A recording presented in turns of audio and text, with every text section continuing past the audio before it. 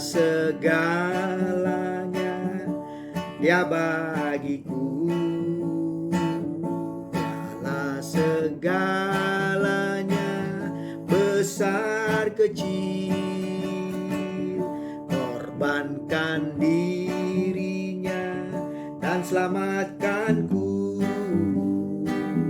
Dialah segalanya, Dia bagiku. Seperti air madu, yes Lord, dari batu karang, dicicip air madu yang manis.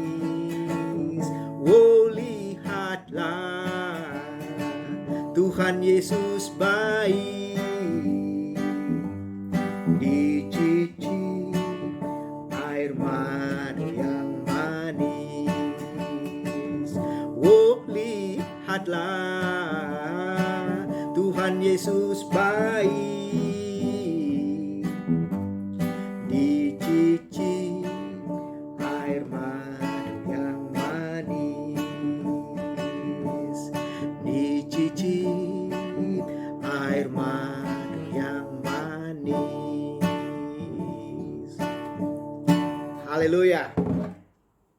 Baik, shalom saudara, Bapak Ibu yang kekasih dalam Tuhan Yesus Kristus. Selamat pagi. Kita jumpa lagi dalam Devotion from Home bersama saya Pastor Jesse. Dan saya sangat bersuka cita pada pagi hari ini, dan saya percaya dan berdoa saudara pun diberkati Tuhan dan mengalami kabar-kabar baik dan sukacita yang penuh yang datangnya dari Allah Bapa, dari Tuhan kita Yesus Kristus yang adalah kepala gereja yang mengasihi saudara dan saya. Biarlah kita mau disegarkan, mau mendengar kebenaran firman Tuhan pada pagi hari ini. Dan kita akan buka Alkitab kita. Kita akan membaca firman Tuhan dari surat Petrus. Kalau saudara punya Alkitab, saudara akan baca dari surat Petrus, Bapak Ibu sekalian. Ya, surat Petrus. Jadi 1 Petrus 1 ayat 1 sampai dengan yang kedua. Demikianlah firman Tuhan.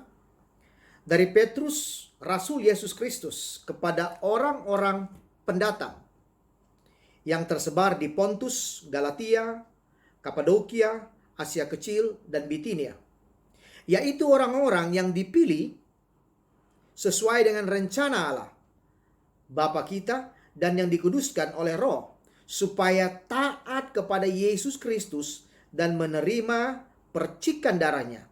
Kiranya kasih karunia dan damai sejahtera makin melimpah atas kamu. Tuhan, aku berdoa di dalam nama Yesus Kristus. Biarlah kebenaran firman-Mu pada pagi hari ini memberikan pencerahan buat kami, menguatkan iman kami, membuat pertumbuhan dalam iman kami, sehingga kami bertumbuh menjadi dewasa, supaya kami tidak diombang-ambingkan oleh rupa-rupa angin pengajaran, oleh permainan palsu manusia menyesatkan kami. Tapi biarlah firman-Mu membuat kami bertumbuh ke arah kepala, ke arah Yesus Kristus yang adalah kepala gereja. Di dalam nama-Mu urapi hamba-Mu, bukan oleh pintar dan gagahnya, tapi by your spirit says you Lord. Engkau pakai mulut ini Tuhan, hati ini, pikiran ini untuk berkata-kata tentang kebenaran firman-Mu. Dan urapi tanah hati kami yang mendengarkan kebenaran firman-Mu. Biar firman-Mu jatuh di tanah yang subur dan dia berbuah-buah sampai 100 kali lipat. Di dalam nama Yesus, berkati kami dan kami yang siap untuk mendengarkan kebenaran firman Tuhan pagi hari ini. Haleluya. Amin. Saudara, ini luar biasa kalau kita melihat di sini kebenaran firman Tuhan. Dan saya ingin memberi judul kebenaran firman Tuhan hari ini adalah orang kafir dipilih Allah. Orang kafir yang dipilih oleh Allah, saudara. Nah, siapakah orang kafir itu? Kenapa mereka dipilih? Menjadi apakah mereka? Inilah perenungan kita dan inilah pembelajaran kita pada pagi hari ini. Kita melihat tadi 1 Petrus 1 ayat yang ke-1 dan 2 dikatakan, kalau saudara saya menggaris bawahi, dikatakan di sana, kepada para pendatang, yaitu orang-orang yang tersebar, dikatakan tadi di Pontus, di Galatia, ya, di Kapadokia, ya, di Asia Kecil, di Bitinia, dikatakan yaitu orang-orang yang dipilih. Nah, ini kata kuncinya.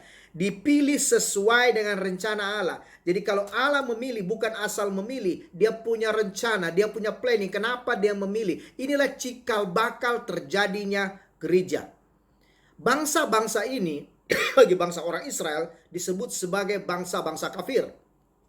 Yaitu bangsa yang tidak mengenal Tuhan. Karena kita tahu bagaimana bangsa Israel dipilih Tuhan sebagai satu bangsa. Kenapa saudara? Karena dari bangsa ini akan lahir Kristus sang juru selamat, si Mesias itu sendiri. Jadi kalau lihat kita urut ceritanya, makanya dikatakan Allah Abraham, Ishak dan Yakub. Kita melihat dari ceritanya dari bangsa ini. Tetapi kemudian itu di perjanjian lama.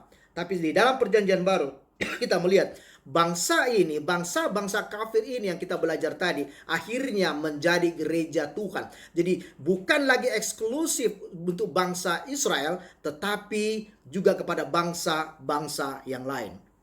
Bapak Ibu Saudara yang kekasih dalam Tuhan Yesus, kita baru saja hari Minggu kemarin memperingati yang namanya Hari Raya Pentakosta atau Hari Raya ke-50, yaitu 10 hari setelah kenaikan Tuhan Yesus. Dan sebelum dia naik ke surga, dia berjanji dan berkata supaya kamu tunggu dan berdoa sehingga kamu akan menerima kuasa. Kalau Roh Kudus dikatakan turun ke atas kamu, dan kamu akan menjadi saksiku di Yerusalem, start dari Yerusalem ke Judea, Samaria sampai ke ujung bumi, sampai ke pelosok bumi. Dan kita tahu ceritanya. Setelah hari Pentakosta gereja terjadi, gereja mula-mula, saudara. Dan dari situlah gereja tersebar ke bangsa-bangsa yang lain, ke berbagai penjuru dunia, ke beberapa benua pada saat itu, dan sampai kepada kita pada hari ini. Nah, inilah sejarahnya. Dan kalau kita melihat, menarik sekali, sama halnya saudara kalau kita kembali lihat di hari Pentakosta, ya, di mana hari pencurahan Roh Kudus itu sendiri. Kalau saudara baca bersama-sama dengan saya di Kisah Para Rasul 2, ya, di Kisah Para Rasul 2 dikatakan seperti ini saudara. Dari ayat yang kelima, waktu mereka berkumpul ya di sana dan mereka dipenuhi dengan Roh Kudus, ya, Roh Kudus dicurahkan pada hari Pentakosta itu. Nah, apa yang terjadi? Siapa-siapa saja yang ada di sana? Kisah Para Rasul 2 ayat yang kelima dikatakan waktu itu di Yerusalem diam orang-orang Yahudi yang saleh. Jadi ada orang-orang Yahudi yang saleh. Jadi orang-orang saleh dari segala bangsa di bawah kolong langit, saudara. Ketika turun bunyi itu berkerumunlah orang banyak. Mereka bingung karena masing-masing mendengarkan rasul-rasul itu berkata-kata dalam bahasa mereka sendiri. Mereka semua tercengang-cengang dan heran. Lalu berkata, bukankah mereka semua ini berkata-kata itu orang Galilea? Bagaimana mungkin kita masing-masing mendengar mereka berkata-kata dalam bahasa yang kita pakai sendiri, yaitu bahasa yang kita pakai di negeri asal kita. Kita orang Partia, kita orang Media, kita orang Elam, penduduk Mesopotamia, Yudea dan Kapadokia, Pontus dan Asia, Frigia dan Pamfilia, Mesir dan daerah-daerah Libya yang berdekatan dengan Kirene, pendatang-pendatang dari Roma, baik orang Yahudi maupun penganut agama Yahudi, orang Kreta dan orang Arab. Kita mendengarkan mereka berkata-kata dalam bahasa kita sendiri tentang perbuatan-perbuatan besar yang dilakukan Allah. Artinya saudara, di Yerusalem berkumpul segala bangsa, segala kaum dan bahasa. Dan mereka lah yang menerima pencurahan Roh Kudus itu sendiri. Di mana pada hari itu apa yang sedang terjadi bukan hanya hari pencurahan Roh Kudus, tapi ada beberapa peristiwa yang terjadi di sana. Saudara, pada hari Pentakosta ini secara adat Yahudi juga adalah hari raya panen. Sefau, hari raya panen. Dan juga mereka sedang memperingati sebenarnya hari turunnya firman Tuhan yang diberikan Tuhan kepada Musa di Gunung Sinai.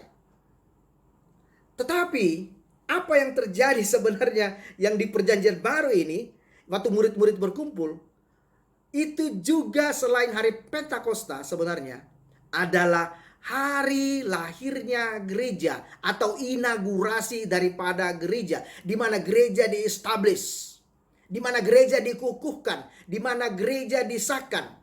Dan siapakah yang menjadi gereja? Bangsa-bangsa yang dikatakan bangsa-bangsa yang tidak mengenal Allah, bangsa-bangsa kafir. Dan Tuhan memanggil orang-orang dari bangsa-bangsa kafir ini untuk menjadi gerejanya dengan ditandai dipenuhi dengan Roh Tuhan. Jadi peristiwa yang luar biasa. Bukan hanya sekedar orang Yahudi memperingati bahwa itu hari raya panen, bukan sekedar mereka memperingati hari turunnya Taurat, tetapi bagi gereja kita, bagi gereja saudara dan saya, bagi gereja Tuhan, bagi para rasul, adalah penandangan gereja Tuhan dimulai. Saudara ingat bahwa gereja dideklar di Matius 16, waktu Yesus berkata kepada Petrus, I will build my church. Bahwa di atas dasar batu karang ini, aku akan mendirikan gerejaku dan alam maut tidak akan menguasainya. Itulah nubuatan mengenai gereja Tuhan. Tetapi kemudian dikukuhkan, diestablish, diinaugurasi pada hari Pentakosta. Karena itu saudara dan saya ada sebagai gereja Tuhan. Kita umat yang dahulunya jauh dari Tuhan. Orang-orang bangsa-bangsa ini jauh dari Tuhan. Tapi kemudian dipilih oleh Tuhan menjadi gereja Tuhan. Saudara, bukankah kita harus mengucap syukur? Bukankah kita harus bersuka cita kalau kita melihat hal ini? Mari buka Alkitab saudara di 1 Petrus saudara. Kita melihat di 1 Petrus. Loh, saudara, ini luar biasa.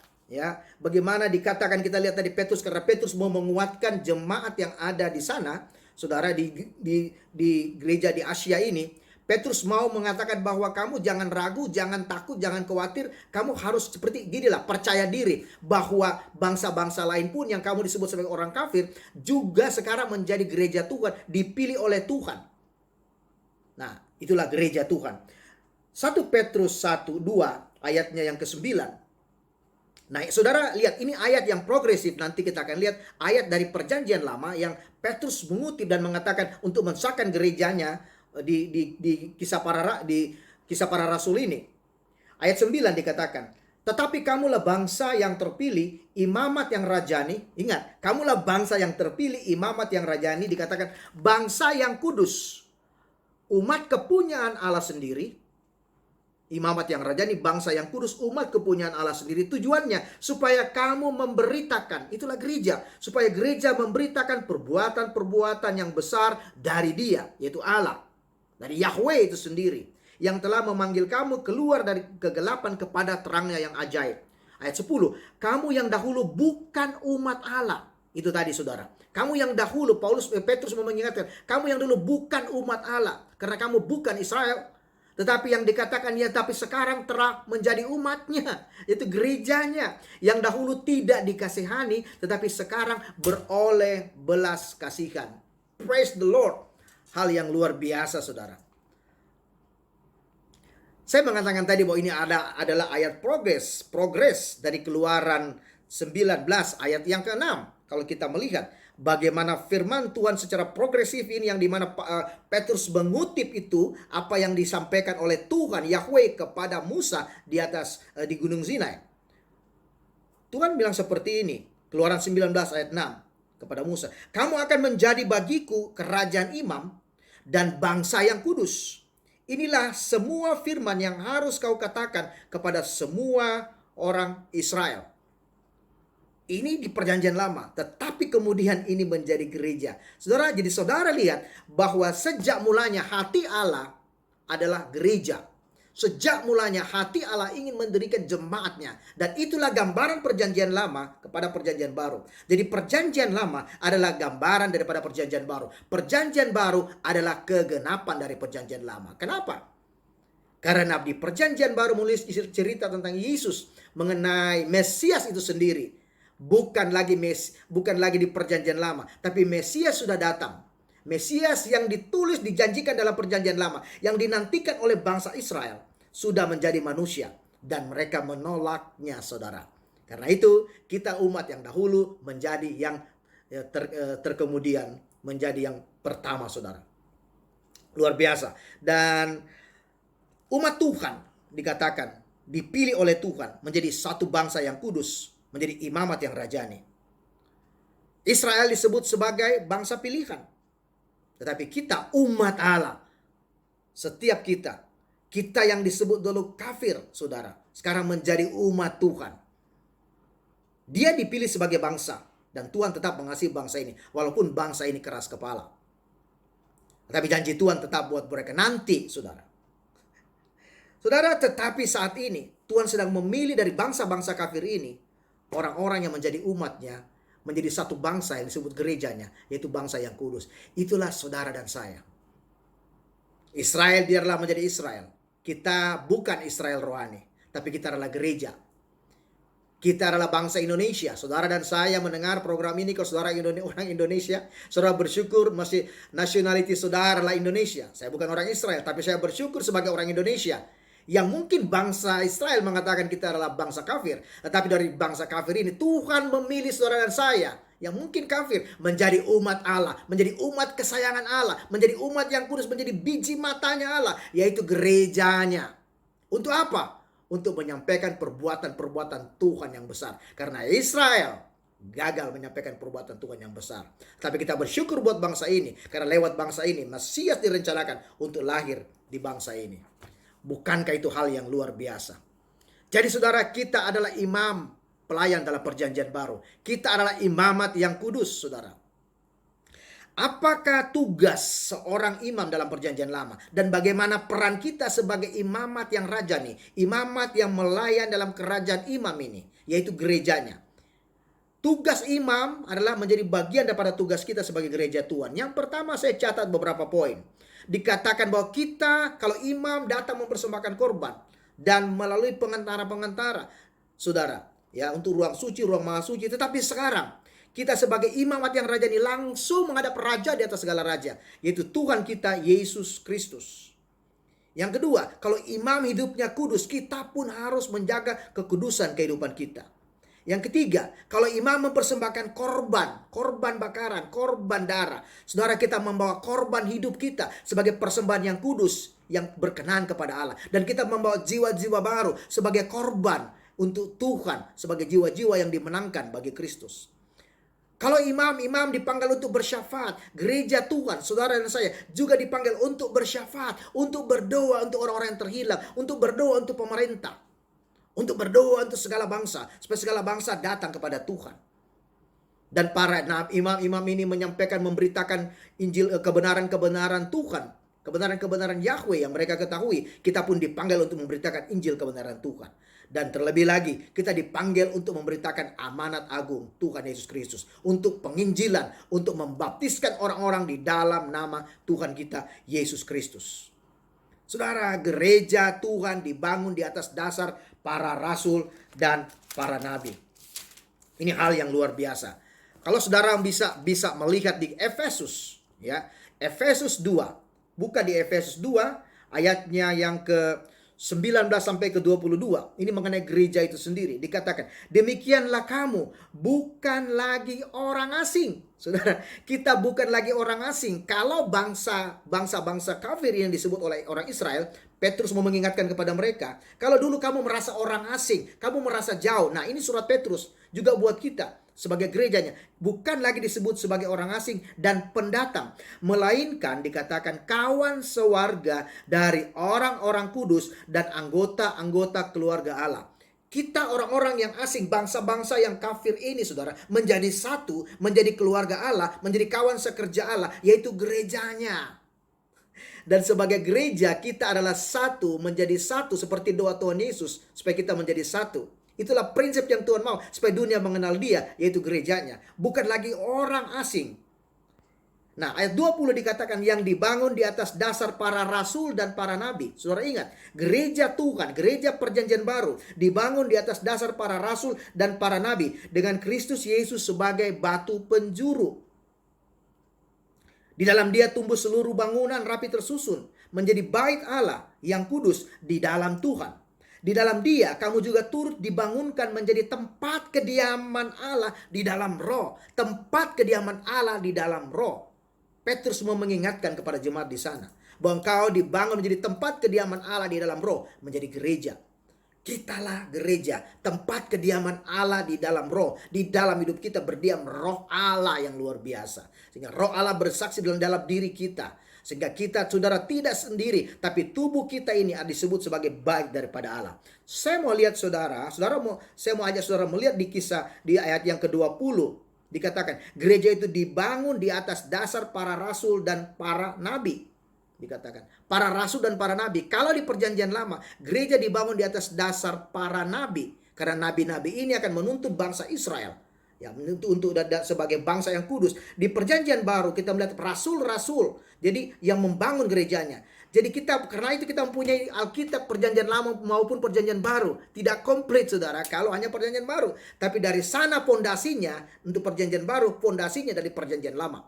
Jadi sebagai gereja yang kuat, makanya Alkitab berkata, kita sebagai gereja dibangun di atas dasar para nabi dan rasul. Artinya kita memakai perjanjian lama dan kita memakai perjanjian baru. Gereja lengkap di sini, nggak bisa dipisahkan, saudara. Gereja dibangun di atas dasar para rasul dan para nabi. Perjanjian lama adalah bayangan untuk penggenapan perjanjian baru. Perjanjian baru menggenapi apa yang terjadi perjanjian lama.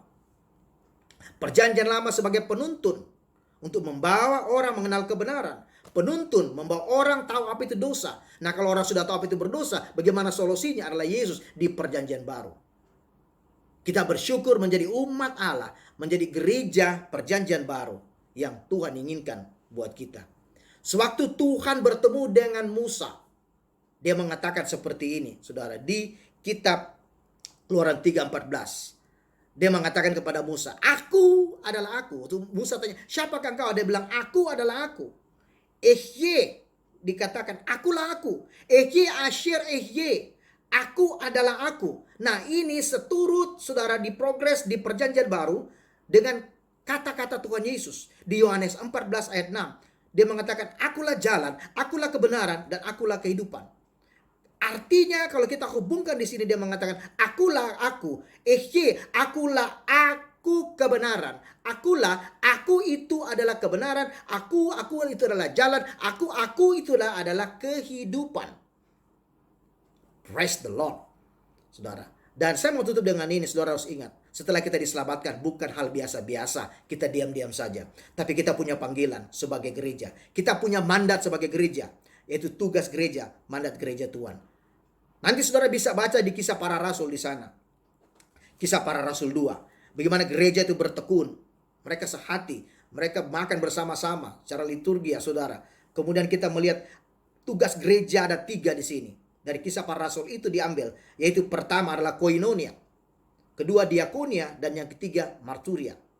Koinonia kalau kita ambil Kisah Para Rasul dikatakan bersekutu. Mereka bersekutu bersama-sama. Apa artinya ini? Fellowship saudara. Persekutuan dengan Allah. Persekutuan dengan orang-orang benar sebagai kawan sekerja. Gereja Tuhan.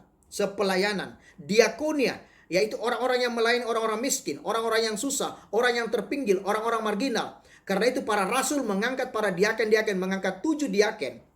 Supaya mereka bisa konsentrasi membahas firman Tuhan, merenungkan firman Tuhan. Dan para diaken ini yang melakukan tugas-tugas diakonia ini atau pelayanan sosial yang kita buat sekarang.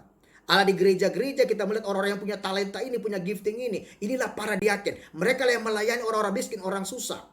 Yang kita sekarang pekerjaan-pekerjaan sosial, social responsibility, saudara. Dan yang ketiga adalah marturia, yaitu apa? Gereja punya mandat yang luar biasa, yaitu melakukan amanat agung Tuhan Yesus Kristus. Saudara, biarlah firman Tuhan, kebenaran firman Tuhan ini menjadi kekuatan buat kita. Biarlah kita diberkati dengan kebenaran firman Tuhan ini. Biarlah firman Tuhan menjadi kehidupan kita, membuat kita bertumbuh. Di dalam nama Yesus aku berdoa, Tuhan Yesus, terima kasih buat kebenaran firman-Mu. Terima kasih untuk kami yang boleh menyaksikan program ini. Biarlah kami mempunyai pengertian Tuhan, supaya kami bertumbuh. Kami peroleh pengetahuan yang benar akan anak Allah. Kami mengerti kenapa kami menjadi gereja. Tuhan, kami tidak melakukan hanya konsep-konsep agama. Tapi kami mengerti kemana Engkau membawa kami. Dan firman-Mu menjadi penuntun buat kami. Menjadi guidance buat kami. Supaya kami berjalan di arah yang benar. Di dalam nama Yesus. Kalau engkau sakit, engkau disembuhkan hari ini. Kau yang terbaring di rumah sakit, engkau disembuhkan Tuhan. Aku berdoa ada perekonomian yang baik. Untuk keluargamu. Untuk hidupmu dan pekerjaanmu dan bisnismu. Di dalam nama Yesus. Terimalah berkat Tuhan ini. Haleluya. Amin. God bless you. Selamat pagi.